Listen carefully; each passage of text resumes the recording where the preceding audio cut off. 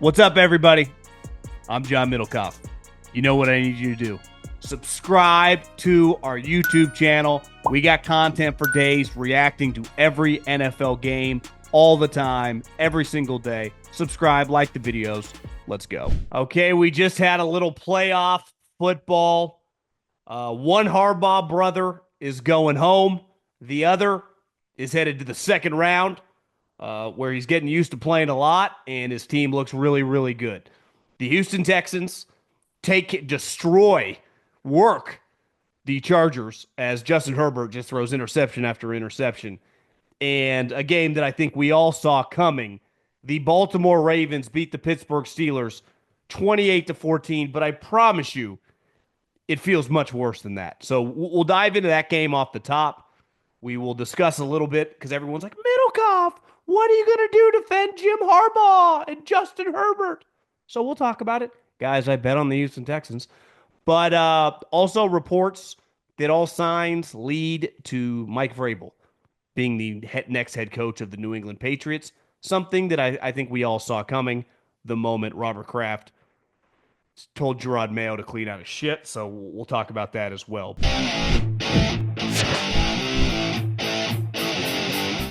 I think we need to start with the loser in the night game.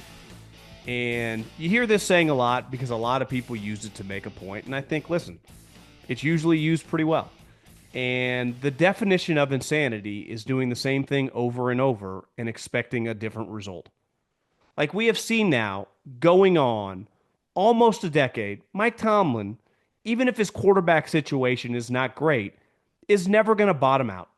They're never going to have a season where they win 2, 3, 4 games. They're not going to look like the Titans. They're not going to look like the Jags.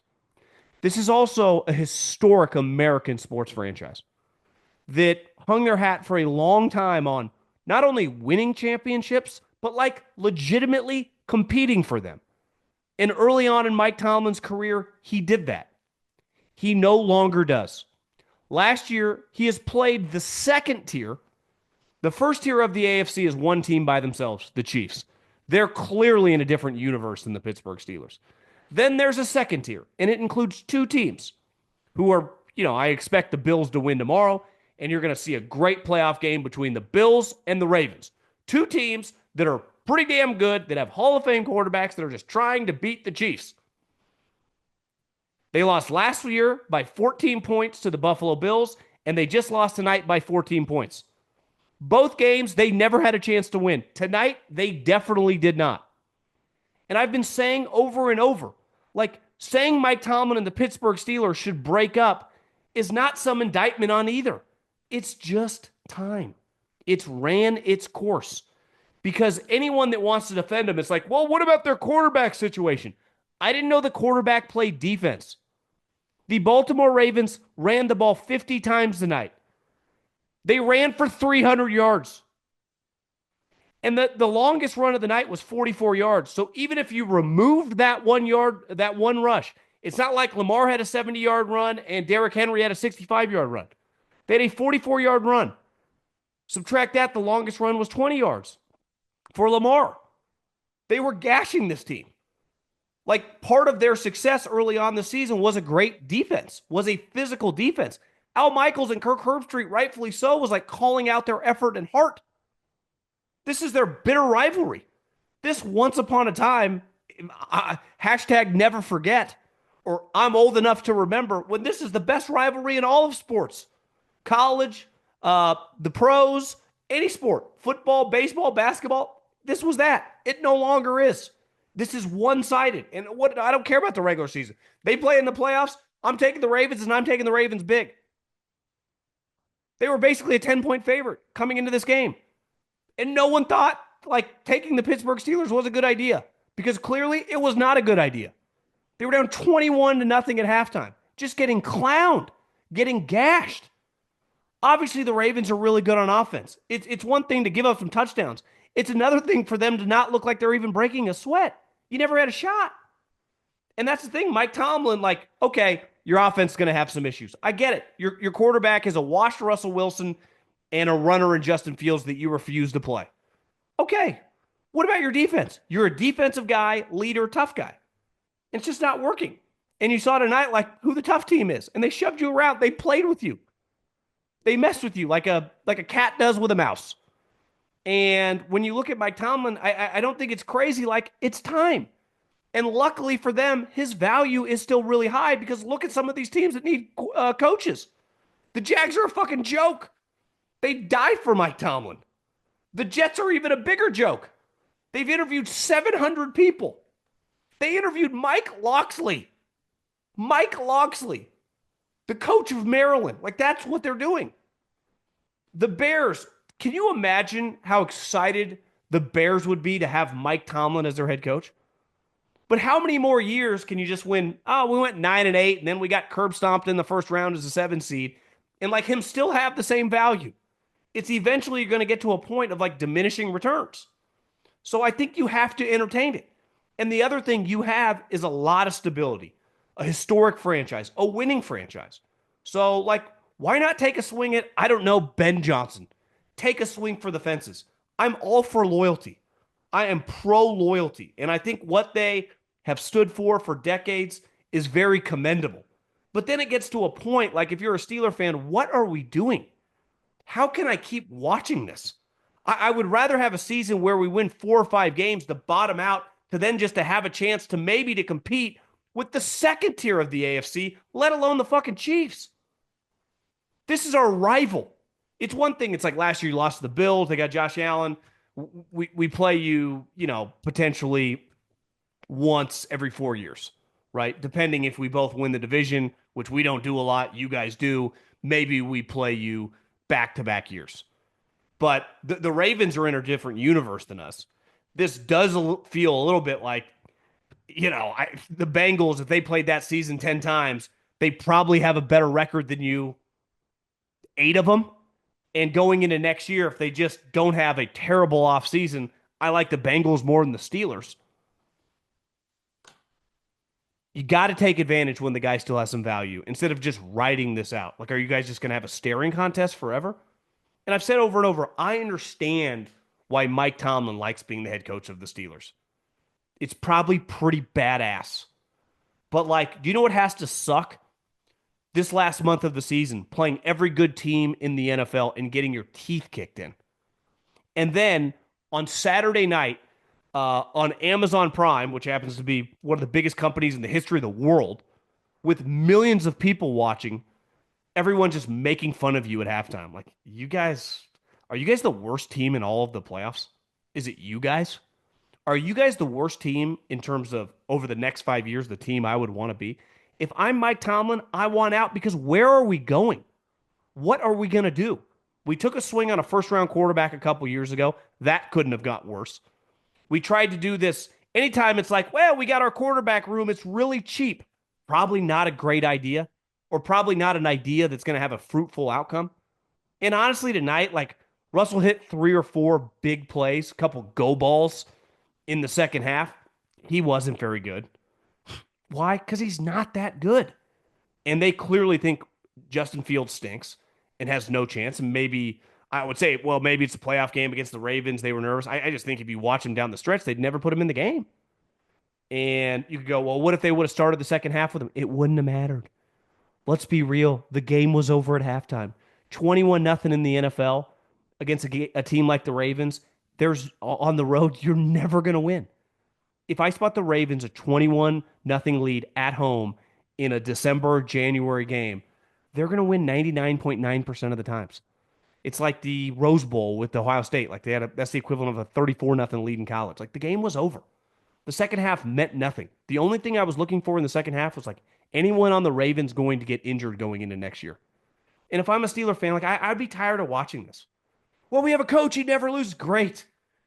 You're irrelevant once real games start being played in January. And I just think it's time. And these teams are so desperate. Like, could you get multiple second round picks? Could you get a future 1? Could you get like a second this year and a 1 next year? Maybe not. I don't know. But the longer this goes, you definitely will not be able to because his star will dim and dim and dim. But luckily, these teams are so desperate. The Jets, the Jags, obviously the Bears, that you are insane if you just don't broach the conversation with them.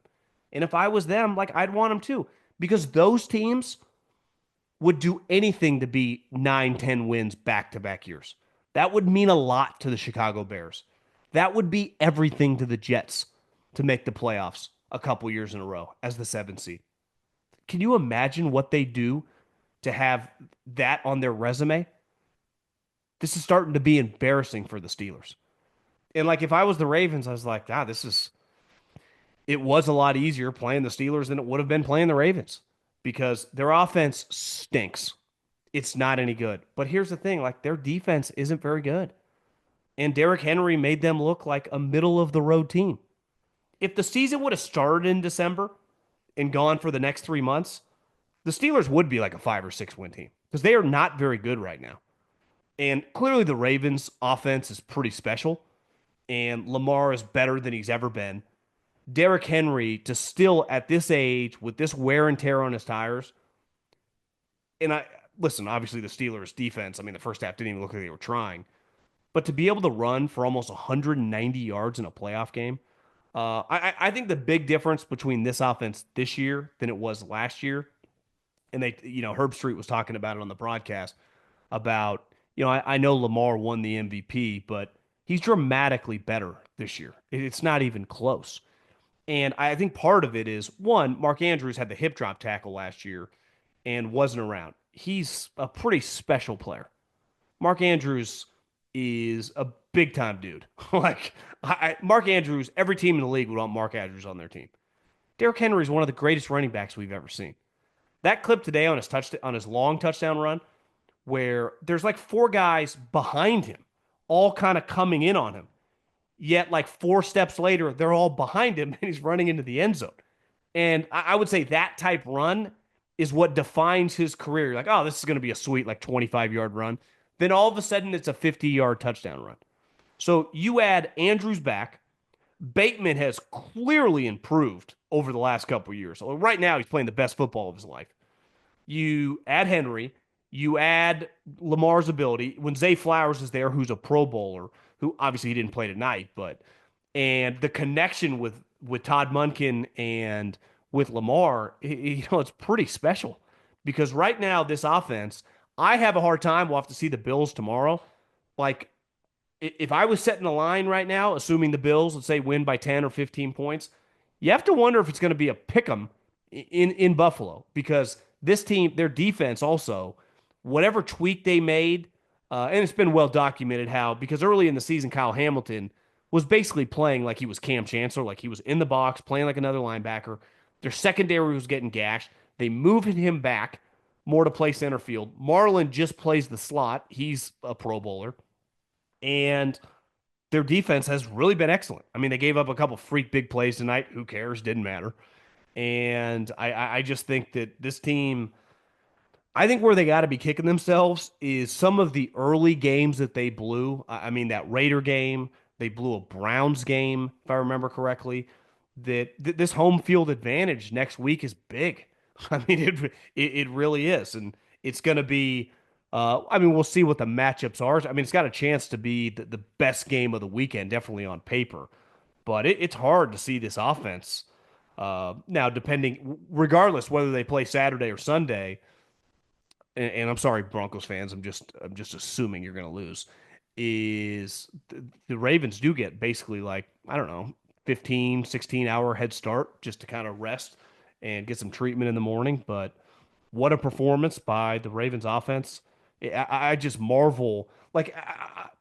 When Lamar makes these dramatic, just badass, crazy plays where he does a 360, he like goes up in the pocket, goes back, scrambles around, throws a touchdown pass. It's incredible to watch every time, but it kind of expect it. To watch Derrick Henry at his age still do what he's doing and now when he gets rolling like he does tonight, and then you have to pick and choose him and Lamar on some of the schemes the Ravens run, and then he keeps it and Lamar goes for 7 or he hands it off and Derrick goes for 8. Like good for. I mean, he averaged over 7 yards a carry tonight. You have Lamar averaging over 5, and you have Derrick averaging over 7. They ran the ball for 50 carries. I mean, that's That's back to the Steelers. It's one thing to lose. It's sports. You're going to lose games. Sometimes you just take your hat off, you give the guy a handshake, tip your hat, and you say, "Fuck, part of the world we're in." It's another thing to have them run the ball 50 times for 299 yards. That's insane in a playoff game against your rival. They average 6 yards a carry. 6 yards a carry. Lamar only threw the ball 21 times. He was only sacked what time? I mean, what a game. And the sad part is this rivalry, like when I remember being in college and then going to work for the Eagles, and even after I got out in the mid-teens, in the 2000 teens, there just wasn't a better game than this. It was like you didn't know who was going to win, but you knew a couple guys were going to get injured, and it was just going to be a heavyweight fight. And now going into this game tonight, even before the game kicked off, how many people believed that the Pittsburgh Steelers had a snowball's chance in hell? How many people believe that? Of football fans, including Steeler fans, a tiny, tiny percentage. These games going in, Pittsburgh Ravens, it should be like, hey, man, anything could happen in this matchup. This rivalry feels kind of irrelevant because no one, as long as Lamar Jackson's there, is going to give the Steelers any shot. And Tomlin's defensive leader. And they just get gashed. I mean, what the fuck was that? Man. I was tempted to go big on the Ravens, but I was like, feels like everyone's picking them. Maybe the Steelers end up losing by like 7. And no, they lose by 14, and it felt more like 40. So congrats to the Steelers. And I mean, the Ravens, excuse me, and the Steelers, man. I feel for you fans because it's just like spinning your wheels. Same thing over and over. NFL playoffs. We're talking about the NFL playoffs. You bet we are. Get in on the action at DraftKings Sportsbook, an official sports betting partner of the NFL. Scoring touchdowns is a key to winning in the NFL playoffs. And the key to you scoring big is betting on them at DraftKings, the number one place to bet touchdowns. Ready to place your first bet? Try betting on something as simple like a player to score a touchdown. Go to DraftKings Sportsbook app and make your pick. Here's another reason to watch your favorite players crush it in the playoffs. New customers bet $5 to get $200 in bonus bets instantly. Score big during the NFL playoffs with the DraftKings Sportsbook. Download the DraftKings Sportsbook app. Use the code JOHN, J-O-H-N. That's code JOHN for new customers to get $200 in bonus bets instantly when you bet just $5. Only on DraftKings Sportsbook. The crown is yours. The other game. First and foremost, I picked the Texans. People think I'm a Harbaugh homer. I am. People think I'm a Justin Herbert homer. I am. Now, I can also acknowledge when I call Justin Herbert a big-time top 5 quarterback, I put him in the 5th slot, right? I don't put him ahead of Mahomes. Don't put him ahead of Lamar. Don't put him ahead of Josh Allen. I don't put him ahead of Joe Burrow. But you can start listing other guys. I would take Justin Herbert over him. He had an awful game. He had a real bad game. One of the picks was off Disley's hands, but the other ones were just airmails. He was terrible. There's no disputing that. He threw a pick 6. He threw a couple picks to Stingley. It was really bad. But this team, and same thing with Jim Harbaugh, he had a bad game. Me and Stuckey talked about this. These matchups, sometimes you get big discrepancies in a matchup. Like the coaching tonight. Todd Monken and his offense against Austin and Tomlin on defense. That's a mismatch right now in 2025. DeMeco and Harbaugh. I think Harbaugh is one of the best coaches in the NFL. I also think DeMeco is as well. If you had a coach draft from scratch, DeMeco would go really freaking high. So this notion coming into the game, because the Texans hadn't looked that good down the stretch, they were at some big disadvantage. It's the reason when I had Stuckey on, we picked the Texans. They were being undervalued in this game. But act like the Chargers. Someone's like, you're going to be hard on Tomlin. Give me the same energy on Harbaugh. You mean the team that won 5 games last year? 5 games last year? had one of the worst defenses in the league and had the number one scoring defense in the NFL this year. Now, granted, their schedule played out pretty well in their favor, but still, they went from 5 wins to the 5 seed and got beat by a team who also won a playoff game last year. And I like CJ Stroud a lot. I view him as a top 10 quarterback who had a bad year. And today, going into halftime, that final drive, he finally made a play.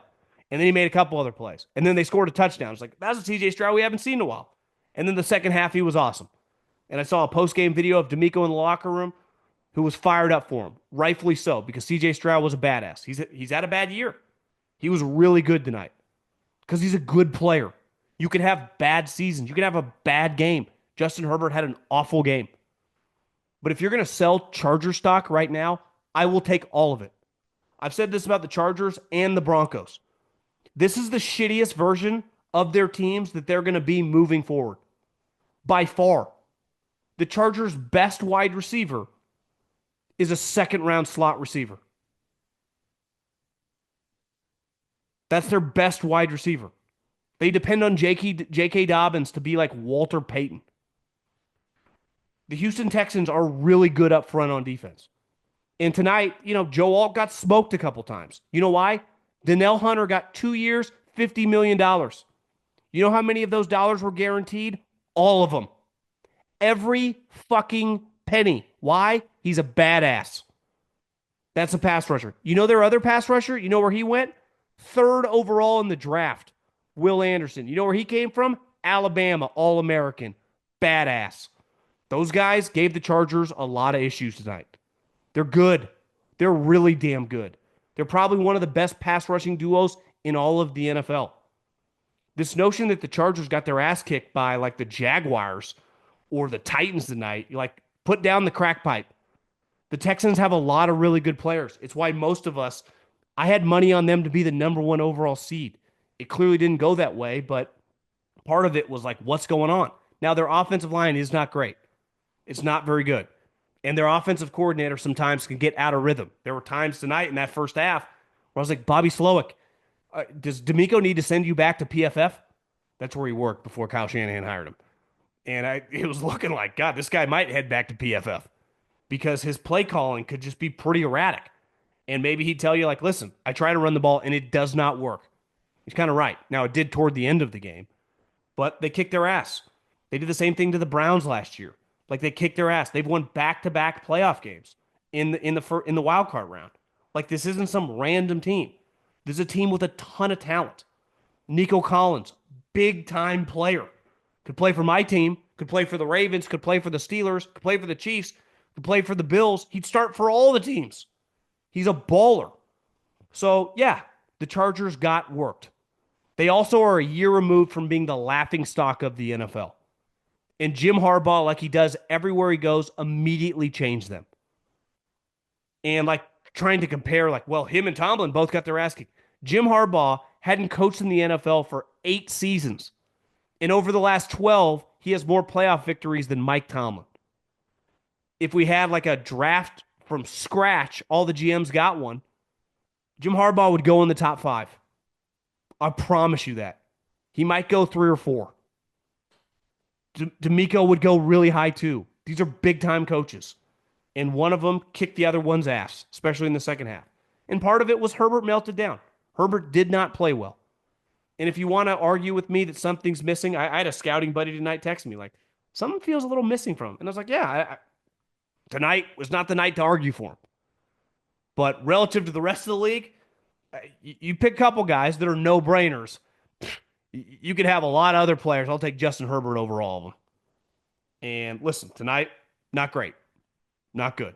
The Texans' defense is good. Derrick Stingley, as the broadcast said, he's the best corner in the NFL right now. Dude's a baller. Freak show. Remember when they picked him over Sauce Gardner and people were like, what are they doing? Right pick. Good move, Caserio. And listen, Caserio hired David Culley and Lovie Smith, head scratching. Not sure what they were doing there. But hiring DeMeco Ryans, that's a big-time move. DeMeco's a stud. So the Texans, I don't know. That second half feels like the best second half they've played in a month. It's the best football they've played for a long time. That's the best CJ Stroud has looked, it feels like, in months. And sometimes you just need a couple big plays, get a deep breath, and just, CJ was running around. CJ just kind of put the team on his back. And it's not like he's a fourth round pick. The guy was the number 2 overall pick in the NFL draft. I mean, safe to say, people saw this coming. He had one of the greatest rookie seasons, I think statistically the best rookie season in the history of the league last year. So it just disappeared on us for a while, and it came back. So congrats to DeMeco Ryans. Congrats to the Houston Texans. They're not an easy team to play. And I know they just beat the shit, or opposite, the Chiefs did to the Texans. In theory, it should be a somewhat difficult matchup if that's the game, because they got 2 really good pass rushers, right? They got 2 really good pass rushers. They can just disrupt stuff against the Chiefs. I would take the Chiefs in that game, but we've seen this before when a team plays another team late in the season and gets killed and they play again in the playoffs, and everyone just thinks it's going to be, 2.0 version of that, and then it plays out a little differently. I just think we underestimate sometimes some of these teams, and I also think we forget too quickly. Like the Chargers didn't win 11 games 2 years ago. They ran Brandon Staley out of town, in early December. They won 5 games. They drafted 5th overall. And their 5th overall pick tonight, I thought, had a little trouble. I mean, welcome to the NFL, kid. Get in the gym this offseason. We need to be better. We want to win some playoff games next year. We need you to be better because that wasn't good enough. And in the playoffs, you're playing the best of the best. So, other than that, yeah. The other coaching news, it was pretty clear that this was inevitable. That when the Patriots finished their season, that Gerard Mayo was fired before he even left the stadium that night. And they had a press release put out, what felt like 5 minutes into the game, hitting 00 on the clock. And you don't write that press release directly after the game. To me, that press release was probably written during the week. A ton of articles have been written about Mayo and the failings. You could argue they knew they were going to fire him a month ago. And clearly the moment Mike Vrabel interviewed with the Jets, that I would say put a little gasoline on the fire and created some urgency in the building. But the moment he was fired, everyone knew that they wanted to hire Mike Vrabel, and everyone knew that Mike Vrabel wanted to go work there. 2 years ago, his last year in Tennessee, he went there on his off week to get inducted into the Ring of Honor and become a Patriot Hall of Famer. And his reverence for Robert Kraft and the family and that organization is well documented. And if you're Mike Vrabel, one thing has aged pretty well. The Titans are kind of a joke. I texted a buddy in the NFL. I'm like, it's kind of crazy that Rand Carthon won the power struggle with Vrabel and then got fired for a year later. He's like, I don't know if there was necessarily a power struggle. The owner just was tired of Vrabel, and then the owner clearly just got tired of this guy. She has no clue what she's doing. And Mike Vrabel does. But do you know what hiring him does to the Patriots? The Bills are good. And the Bills are going to be good for the foreseeable future. Why? They have one of the best quarterbacks in the league. And they have a coach that knows what they're doing and an organization that knows what they're doing. It's why they've won the division 5 times, and they'll be favored to win it again next year. You know who should be nervous, though, right now? The Miami Dolphins, who can't even get guys to show up to meetings on time. As Mike McDaniel said, finding people doesn't even work around here. I find people and no one cares. Well, think who he's talking about. Because if you make $900,000, you're not going to show up to meetings late consistently when the fines are $5,000, $10,000. It's too big of a percentage of your income. Plus, when you don't make that much money, you're not on scholarship. You can get cut at any moment. So who are guys who can afford to get fined $5,000, $10,000, $15,000? Obviously, it's the star players. So you just have to look at the guys making a lot of money on the team. Obviously, it's well documented. The guy's probably showing up late. The best players on the team.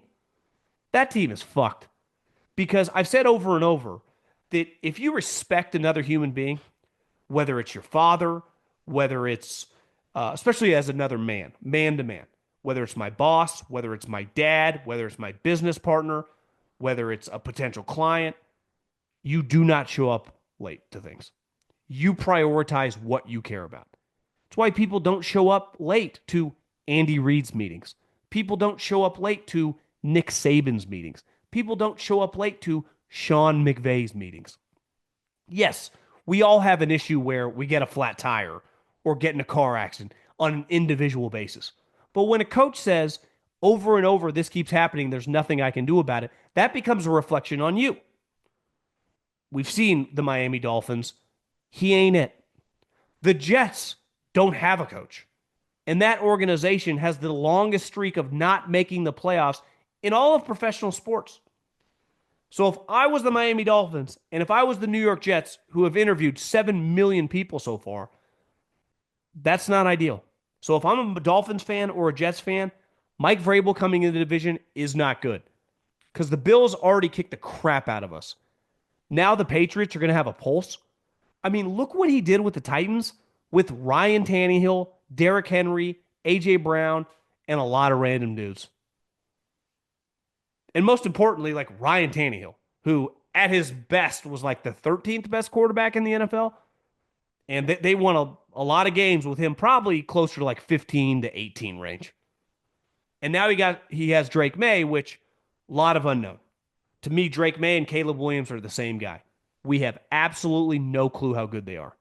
But I know that Mike Vrabel knows how to maximize a guy with less talent than Drake May and knows how to motivate and get toughness out of his team and get a focus group. Because you know what happens under Mike Vrabel? Guys don't show up late. Mike Vrabel would never complain after a season that fines didn't work. That would never be tolerated. Why? Because if you play for Mike Vrabel, you're going to respect Mike Vrabel, as you would any coach worth their salt who's any good at his job. Because if I don't respect you as a coach, there's no point in keeping you. Same thing with Shane Steichen. He said the same thing. So the AFC East, which is going to continue to go through Buffalo, the Patriots are going to be good. Maybe not next year. I don't know if it's going to go from 5 to the 5 seed like Jim Harbaugh just did, but they are going to be a credible franchise much, much faster than you think. So Robert Kraft, when he fired Gerard Mayo, he clearly did it for a reason. He didn't go into this blind. And the other story that's floating around out there right now is that Ben Johnson and the Raiders, because of Tom Brady's involvement in this whole thing, which clearly, this is why I gave Mark Davis credit for involving Tom Brady. He needed to add some credibility. But this also has to be the angle of like all these owners being weird about Tom Brady coming into their building in terms of him working for Fox. And now it's pretty clear that he runs the Raiders. Like, there's just a lot going on. I mean, there really, really is. I mean, I saw one story. I don't know if it probably was not credible that Tom told Belichick that if he would come to the Raiders, that he would come out of retirement. And I think it's been pretty well documented that Tom called Bill Belichick, not to try to hire Bill Belichick, but just to ask him for advice. Like if Mark Davis goes to Tom Brady, like, hey, Tom, can you run point on this? And Tom's like, hell yeah, I'll run point on this. I'm like the fucking pseudo owner here. I would do it. Well, Tom Brady's never done this before, even if he knows a lot of football and understands what to look for. If you were Tom Brady, who would be the first person you would call to ask for advice? What should I look for? Who should I talk to? What are the key attributes? He'd call Bill Belichick. Put yourself in that situation. If you had been, whatever industry you were in, had worked with one of the most accomplished individuals in the history of that industry, and then you got put into a position several years later, and that guy was still alive, still working somewhat in the business, wouldn't you call and pick his brain and ask him for advice? It made a lot of sense. So I think the Raiders, I would imagine they're trying to make a big pitch, for Ben Johnson, and this is where having the bye really, really benefits the Lions because their two coaches are in such high demand, Ben Johnson and Aaron Glenn. And I saw a clip from from Dan Campbell's press conference earlier in the season. They basically, or earlier in this week, and they asked him like what the game plan was this week, and he basically said like, "I'm gonna take a couple days and just go hang out with my family."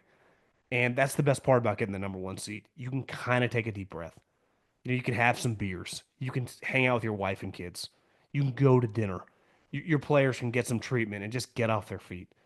And your assistants, when they're in high demand, don't have to force a game plan while they're trying to interview. Because obviously, Aaron Glenn wants to become a head coach, as he should. Because, and I heard someone talking about this and they were right, that being a defensive guy, there are no guarantees. You got to strike when the iron's hot. It's if Ben Johnson did turn everyone down this year, the Lions are going to be excellent again on offense next year, and he's still going to be in high demand. But if Aaron Glenn gets the opportunity with the Jets, with the Saints, with the Jags, the Bears, whoever, he has to take the job because he's fighting an uphill battle on that side of the ball, and just the defensive side of the ball can just be very, very fickle in general. And teams are just more inclined to hire offensive guys. They just are, as they should be, because the quarterback's the most important guy. But if you're Dan Campbell, you don't have to worry. Like, you don't even know who you're playing yet. And there's a decent chance the team you're playing, if Minnesota beats the Rams, comes out of the Monday night game, who you just played them anyway. So that's be the easiest opponent possible because you literally just game plan for them. So I think this is why that game was so big. It was big for the Chiefs, but if the Chiefs hadn't got the number one seed, even though they had it now for a couple weeks, wouldn't have been the end of the world. We saw it last year. They went on a run. For the Lions, they really, really needed it. Not just for their players, but because of the prep and the time off for their coaches and the ability for those guys to interview without any pressure to try to force a game plan in what would have felt like one of the great failures of all time if all of a sudden the Lions would have been bounced in the first round. So I still go back to that Lions win on Sunday Night Football Week 18. Feels like one of the cooler games in a long, long time.